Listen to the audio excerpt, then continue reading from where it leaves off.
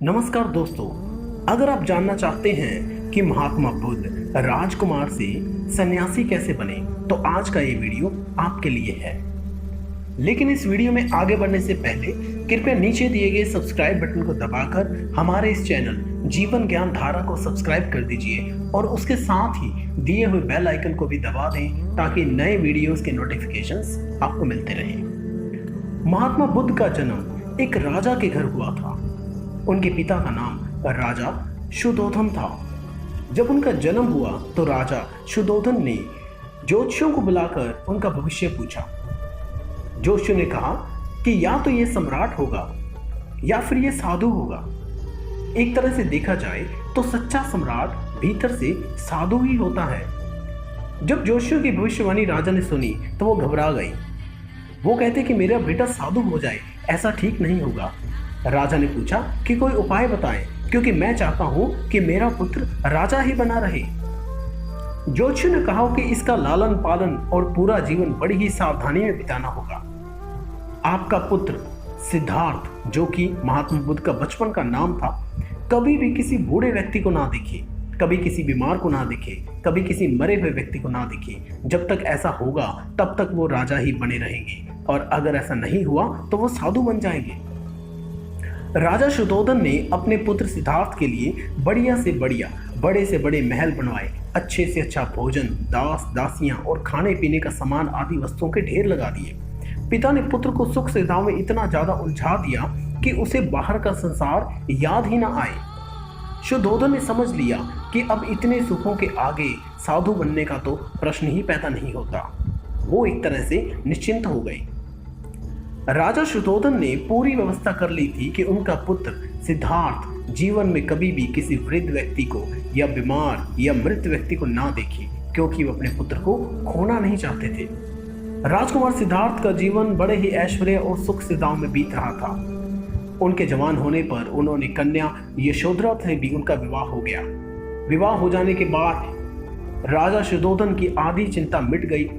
उन्होंने सोचा कि अब तो शादी हो गई है, अब ये कहाँ जाएगा। अब तो मेरा पुत्र बंधन में बंध गया है, अब तो कहीं जाने का सवाल ही पैदा नहीं होता। 1 वर्ष के बाद बेटे का भी जन्म हो गया। उसका नाम राहुल रखा गया। अब राजा शुद्धोधन को पूरा विश्वास हो गया कि अब ये कहीं नहीं जा सकता। एक दिन राजकुमार सिद्धार्थ ने पूछा कि पिताजी, आज तक मैंने कभी अपनी राजधानी नहीं देखी, अगर आपकी आज्ञा हो तो दिखाऊं। तो राजा ने कहा, हाँ हाँ बिल्कुल जाओ, अपना शहर देख कर आओ। एक सारथी को और कुछ सिपाहियों को साथ भेज दिया गया। राजा ने पूरा इंतजाम कर रखा था कि कहीं पर कोई चूक ना हो जाए। सिद्धार्थ के लिए राजधानी के प्रमुख मार्ग सजाए गए थे, लेकिन घूमते घूमते राजकुमार सिद्धार्थ ने थोड़ा उल्ट मार्ग ले लिया और वो उस मार्ग से गुजरने लगे जहां पर की कोई तैयारी नहीं थी। आज उनको बड़ा आश्चर्य हुआ। उन्होंने पहली बार एक बूढ़े आदमी को देखा। उसकी कमर झुकी हुई थी, पूरी चमड़ी में झुर्रियां पड़ी हुई थी। वह पूरा परेशानी और दुख से बेहाल था और वो बहुत ही धीरे धीरे चल रहा था। उस बूढ़े व्यक्ति की झुकी हुई कमर को देखकर सिद्धार्थ को झटका लगा और सारथी से उन्होंने पूछा कि क्या एक दिन मैं भी बूढ़ा हो जाऊंगा। सारथी ने कहा, हाँ राजकुमार, हर व्यक्ति के जीवन में ऐसा समय जरूर आता है। एक दिन तुम भी बुढ़ापे की अवस्था में चले जाओगे। ये संसार का नियम है, चाहे गरीब हो या अमीर, सबका शरीर बूढ़ा होता है।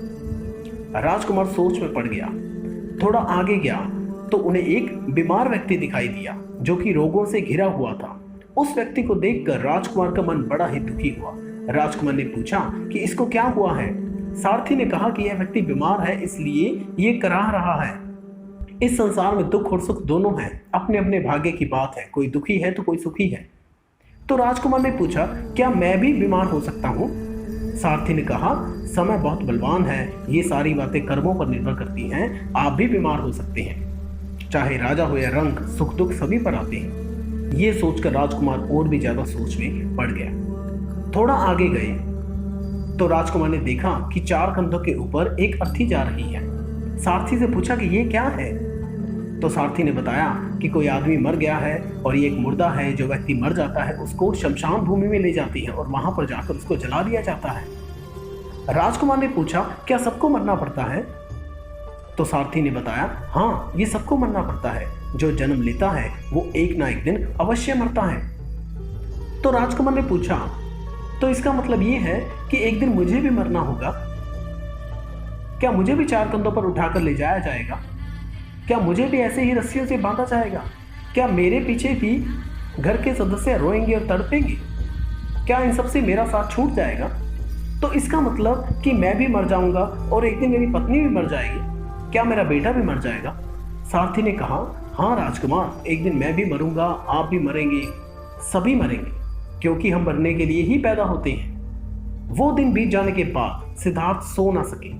सोचने लगे कि क्या संसार में इतना दुख है, रोग है, बुढ़ापा है, ऐसे में मैं ऐशो आराम की जिंदगी और खा पी कर कैसे जी सकता हूँ? नहीं नहीं, मुझसे ऐसा नहीं हो सकता।